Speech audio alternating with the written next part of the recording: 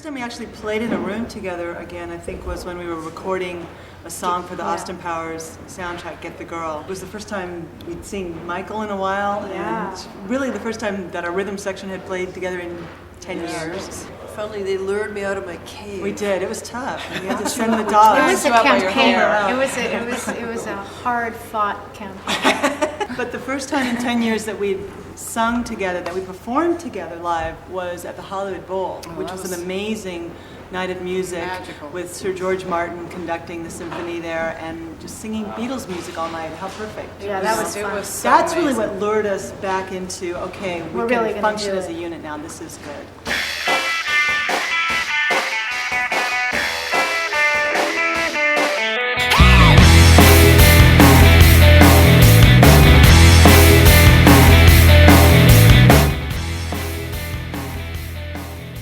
The Elvis Costello cover came about in kind of an odd way. He was pitching this TV show to the networks about an all-girl band, and he'd written the song. So he called me up, and I went down and I sang the song, and Michael came and helped out on it. It was so much fun doing it. We played it for the rest of the band. It seemed like a song that he hadn't labored over very much. That's true. And it was so fresh, you know. When I first heard the title, Tear Off Your Own Head, It's a Doll Revolution, I thought, what is this about? But it became almost like an anthem for us because, you know, basically we are a garage band and it was kind of a garage rock song and a chance for us to really, you know, kind of go back to our roots in a way. Tear off your own head, tear off your own head, it's a doll revolution.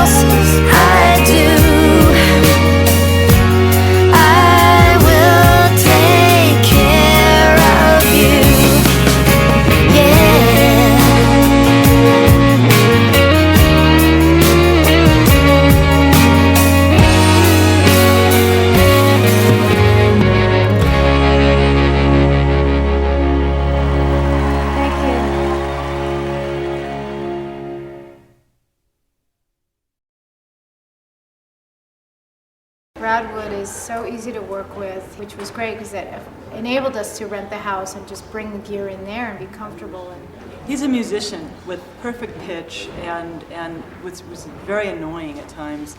but it came in handy. He's too. an amazing musician and an amazing engineer, and so that was a set of skills that you don't often find in a producer, and it worked very well with us. He was a good collaborator.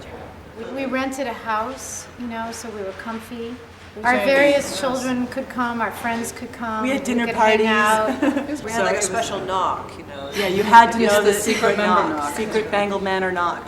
And at the end of the day, we decided what the album was, what the mixes were, what the songs were, you know, just everything. Artwork, everything. It was very much our project, and anyone who wasn't in the building didn't get to comment, you know. I think it was the most fun we've ever had, actually, when I think about Recording, I agree. definitely. Yeah. It was great, Absolutely actually. liberating, like, whoa, this feels really right. It's the best way we could have done it.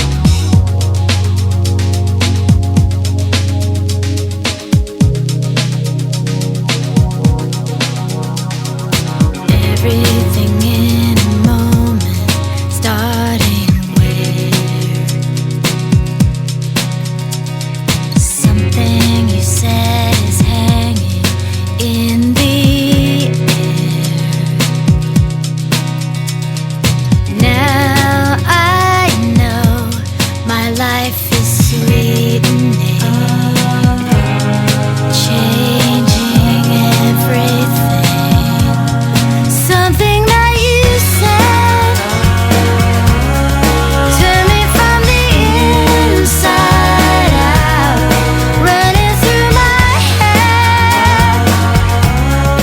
I think that one of the really exciting things about going on tour again, and we found that there was this whole crop of fans that were like early 20s, early to mid 20s, and these were kids who had been young teenagers when the Bangles came out in the 80s, and they weren't of age to go to concerts on their own. So we thought it'd be fun to look at a young girl who was inspired by the Bangles and then watch her go through just her life everyday changes. normal experiences in life. In some ways it's a soundtrack to her life. Showing you every weakness and feeling strong for it. I think one of the great things that happened when we started working together, just the four of us, our voices together and the way they blend, that hasn't changed. And that's very rewarding and special and unique. Something that you said.